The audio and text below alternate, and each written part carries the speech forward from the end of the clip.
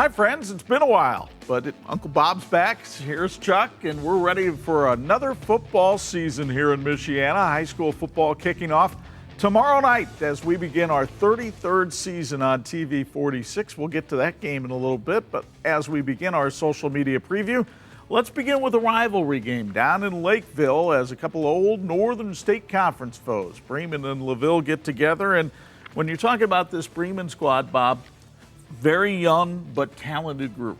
Yeah, they're going to have to rally around each other, get some confidence going. They've got a coach who's been around a little bit, but they've lost some familiar names since last year. They're going to look at some other guys to step up. Their lines are a little bit depleted. They're going to have to find some answers on offense and defense. I think Silas Ladig is ready to take the helm at quarterback down there. He's got some nice running backs to hand off to. Lance Moser ran for over 1,000 yards last year. Austin McKenzie is a good running back, and McKenzie a big part of that defense for the Lions too, along with Easton Reed. So Jordan Leeper getting ready for year number 7, but he's got to find a way to beat Lakeville. That didn't happen last year. They lost twice to them.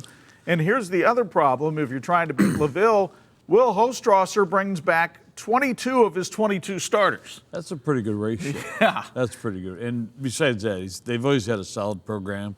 They're all well coached, and he's got some guys who left after last year, and you say 22 are back, but a bunch of them are back and bigger. They're bigger and stronger than they were last year, so this is going to be a very good team. Well, you got to think that backfield with Lucas Plummer. Oh, is he going to play? Back at quarterback, and then you've got Paul DeWitt. No, Richard is the running back, so there's a good nucleus as well. They should be a little bit more explosive than they were a year ago.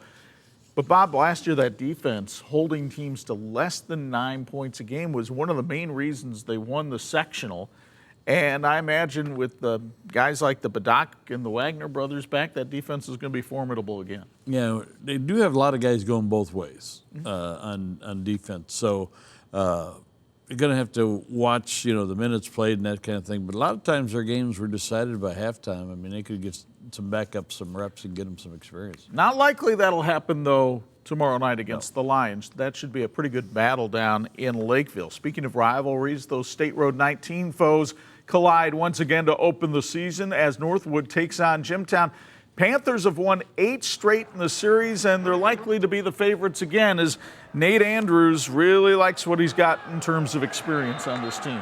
And keep in mind that Northwood's had a great season last year but didn't get off to a great start, especially against a team like Northwood. Now they've got some people back, including some excellent wide receivers in J.J. Payne and Terrian Tuggle. And Ethan Evers is just an all-around tremendous athlete on the scene. There he is in the end zone. So you take all that experience, and by the way, Evers, congratulations to him. Last week he committed to Ball State to play his college football. They'll take on a Georgetown squad on Friday night that was hit hard by graduation, but they do have a promising young quarterback in Bishop Williams, big 6'6" kid that can fling the ball a little bit. And one thing you always know about Corey Stoner's team, they'll play pretty good defense. You got a quarterback that size, too, in short yardage plays. He can just fall forward and get you 2 or 3 yards, and that's going to be a big factor. Again, they must emerge. They've been working, and they've been doing a good job under Corey Stoner. 16-7, and now in his 3rd year. They're 9-3 a year ago, and they won their share of the NIC championship. I like Taysir Williams. You saw him, number 9, making that interception. You got Connor Watts. He's a big returner on defense. If you're looking for some offensive weapons, check out running back Sam Garner and receiver Jackson Clopton. So it's Northwood and Georgetown on Friday night. One of the more intriguing openers on the schedule, in my opinion, is with Adams going over to Northridge. The new Adams coach, Frank Karszewski, taking his team to Middlebury to take on the 4A state runner-up. And while Adams did have some coaching tumult during the summer, they do have some talent returning on the field, including that young man, Jeremiah Love. Ran for over 1,000 yards last year for the Eagles, and they've got some other weapons coming back. Tommy Hunt should help them, and Brown and Roberts up front will help. Torrenday, I'm waiting for him to emerge as a guy that could reach his full potential. That may happen this year. There you see Mr. Day on the run. Now, defensively is where the questions really are for this Adams team. They got scorched for 35 points or more in 5 of their last 7 games last year. So that might be the biggest area where Frank Karszewski has to make a difference. And certainly that defense is something that Northridge will try to exploit. Tag Gott no longer there at quarterback. He's up in Schoolcraft now. Cade Carrington takes over, but he too has weapons to throw to, and he also has a defense to rely on. This is a team that is used to adjusting to a new quarterback because he had to do it a couple of times last year. But this is an outstanding team that went to the state finals last year. You just saw Jethro Hochstetler there scoring a big touchdown against New Prairie, and he is back at wide receiver. They've got some big guys up front, but when Gott is gone, you're going to have a defense that's not sure exactly where to focus, and that may help the balance for Northridge. Well, I think Ricky Lloyd is healthy again. That helps them at running back. McLean Miller is back at running back. That will help as well. Defensively, Cade Sines, pretty good linebacker, and you got a 3-year starter in Wyatt Bowles, so that will help as well. 7 starters back on defense for Northridge. So the big thing for the Raiders, I think they have to check their mentality because, yes, you got to the state finals last year. Congratulations. You know what? A lot of the guys that will be on the field Friday night had less to do with that maybe, and they have to learn the hard way that Friday night's a little bit different than Saturday morning. Yeah, every year you got to find your own identity and take those steps, and I think they've got some good seniors coming back that'll help do that. Now, Chris Giesman will be honored Friday night at TCU Freed Field. They will name the football part of the athletic complex after the legendary Penn coach, so you know Penn wants to play well.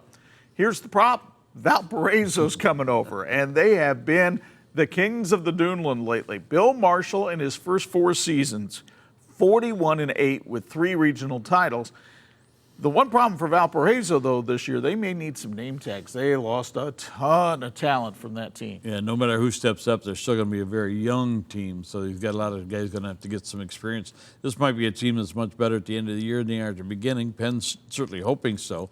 But, they've always got some guys that can get it done, and they're looking at Justin Clark as being their quarterback, just a junior. And they've got some guys up front as well, and Travis Davis, a running back, is a quality athlete. 3 starters back on defense. Pete Cross, and a really good linebacker. They will be tested by this Penn team, though, that will be very hungry. Penn has had back-to-back 500 seasons. We all know that is not the standard for the Kingsmen.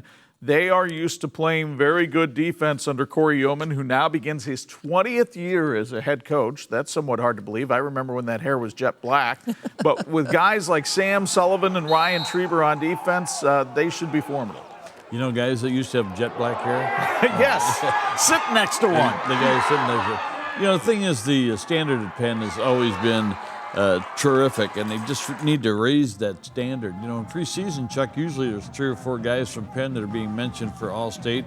Not a one this year. Now, what that means is they're going to have to rely on balance, they're going to have to trust each other, and they're going to have to build that camaraderie that has taken them so far in so many great years. They'll have a new quarterback in Nolan McCullough, some new faces in the backfield, including Jake Bayless. Brock Oldrick is back at receiver. So this is a Penn team. They're schedule very challenging here at the beginning of the season, not only with Valparaiso, but they'll play Cathedral, they'll play Cincinnati St. Xavier. They do that to test themselves for the tournament. Don't be surprised if, much like last year, Penn gets hot towards the end of the year. Team that is also a challenger in the Duneland is Michigan City this year. And one reason, well, you look at Phil Mason's team and you say, well, they got an all-state quarterback, and they got an all-state Division I recruiter running back. That's a pretty good place to start. They might have the best quarterback, not only in our area, but maybe even in the state. A young man, Tyler Bush, who threw for 2,400 yards and 23 touchdowns a year ago. And certainly he's gotten a little bit bigger and a little bit stronger, and he's being looked at by a lot of schools. And Jaden Hart in that backfield is going to be a big factor. They've got some solid wideouts, and when you're throwing for 2,400 yards, you're going to be wearing some people out in the wide receiver position. Yeah, now Michigan City may be a little bit young on defense, and we'll see if that's something Bart Curtis and Warsaw can exploit. A year ago, when we went down to see Bart before they played Plymouth, they had just played Michigan City, and they got beat 35-16, and Bart kept telling his team, get better or get used to it. Well, they got better, and that guy's one reason. Tucker Curtis, the quarterback, he is back, but defense could be the hallmark of this Tiger squad. They got 8 starters back. Well, and the depth and the experience that they've built, and again, one of the things that Warsaw is talking about is raising their standard. they've been building, they've been getting better. But Bart Curtis and a lot of people in the Warsaw area believe that this is a 6A program that should emerge as one of the best in the state. You know, we talk about that defense. You got a D1 recruit in Russ Winchester. You've got a linebacker with a great name in Jet Woodward, and the Catrus brothers, Theo and Nick. Pretty good building blocks to start with. So could be a very interesting night at Fisher Field, and we'll see if Warsaw can exact revenge for one of their 3 losses from a year ago. Now, one of the newest rivalries around renews over in Dunlap. Elkhart pays a visit to Concord. Elkhart with a brand new coach in Robinson St. Louis, but he has some very familiar faces performing for him, especially on offense where Brady Kruper is back at quarterback. Brady Kruper's a proven veteran back there at quarterback. He lost some of his receivers from a year ago, but he's still got some people back. And Elias Leonard, he ran for over 1,000 yards last year. That's an exciting bit of balance that it could have on the squad. And Rodney Gates, well, he's still catching passes and still a big part of this offense. Tell you what, Javen Sharp is healthy again, too, at running back, and that will give Elkhart a really nice combination that they can run out of that backfield. Also, keep an eye on Gavin Hauser. He's a kid that we thought highly of going into last season, the transfer from Edwardsburg. He got hurt last year. If he can stay healthy, he can help them on both sides of the ball. And I like what they have on both sides of the line of scrimmage. Braden Jellison, one of our student athletes of the week last year, I should say, tremendous lineman on both sides of the ball. Now, they do have to go over to Concord. They have to compete with the Minutemen, and the Minutemen have some weapons of their own, although Craig Kaler lost a lot from the skill positions last year on offense. He does have Armin Koltukian back at linebacker, which that'll get your attention real quick. And he's back at any other position he wants to play, and might be some running back. And he's just a big, strong kid. You're going to rally around him. But how about this returning running back, Titus Hackworth is in his 3rd year as a starter, and he's got a great center of gravity check. It's a little bit low, allows him to make progress. Gonna go with a sophomore quarterback in Hudson Glantz. They've got some returning offensive linemen, Mackay Hall and Lance Army, to anchor that line. Again, you used the phrase earlier, a team that could get better as the year goes on, and I think that will certainly be the case for Concord, but they'll get a really good measuring stick in this opening game. I got to be pretty excited about it. A close game, close finish. You got a kicker like Miguel Aguilar, who's been doing that for 3 years and been a proven quality kicker. Could be a difference maker. And then the game we debut, season 33 with on TV 46 at a Tulski Field. Princess City rivals Mishawaka and Marion get together. I've been to the Mishawaka camp. They did not end last year with any kind of trophy. They did not win the NLC. They did not win the sectional. That's the first time that's happened under Keith Kinder, and they ain't happy. No, they're not. And when you go to Mishawaka, it's almost like going to a fast food restaurant. They got a sign out there that says "Help Wanted" because they, again, they're depleted from last year. But I am really excited to see what Brady Fisher does as the permanent starter. He's got a great tradition in his family. They've been big contributors. And how about handing off to guys like Chase Gooden and Chaz Hardy? You know, you run that wishbone look or that option look, and I'll tell you what, when they get the ball going inside, it's just really tough, and Marion's defensive line's going to have to find a way to stop that. I think this team can definitely put up points. Whether they can stop teams, that's another question. They've only got 5 starters back on defense. It's going to be a young group that's still trying to figure it out, and they will be tested by this Marion offense. I know Marion lost a ton of people at the skill positions. If you've got a returning quarterback back who is the school's single-season passing record holder and probably threw for about as many yards as anybody in the area last year, Bryce Lassane is somebody that Mishawaka has a problem with coming up on Friday night because, well, he threw for 1,813 yards last year. I was watching Bryce during the baseball season. He has also matured very nicely, and he's got a big, strong arm, and again, he's got a total grasp of what Mike Davidson wants to do with that offense. And he's got a couple of guys. Leopino Sete will carry the ball. Aiden Kelly. They're not really proven running backs, but boy, they are going to have to step up because there's a guy named Atkinson. I don't think he's going to dress for Friday night. No, he's at Marion University now, not Marion High School. Defensively, if you take a look at Marion, I like that defensive line. You got Mikey Fuller and you got Nick Klein and Kyle Dennison up front.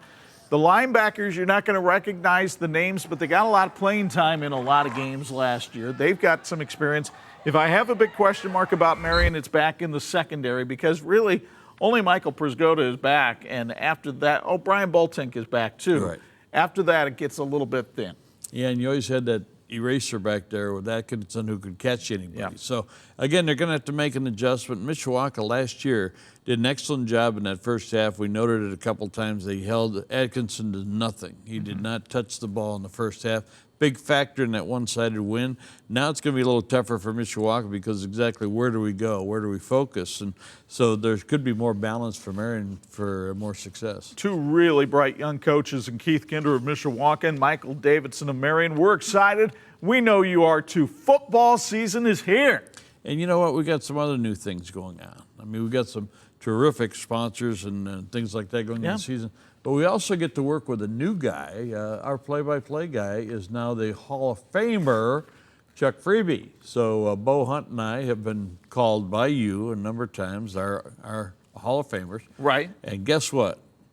Hey, guess what? Welcome aboard, brother. I still get to stand between the Hall of Famers. It doesn't have to change in the intro whatsoever. I know, but you get to be part of the Hall of Fame broadcast team. Well, I'm honored and blessed, and thank you for acknowledging that, and thank everybody for their kind comments over the summer. But summer's gone. It's football season. It's time to get going. So we're with you Friday night at 11, Saturday morning at 9, and we get to live stream this one. So we'll be on Facebook, YouTube, and the Champions Network at 6:45. Until then, for Bob Nagel, Chuck Freeman, thanks for joining us on social media.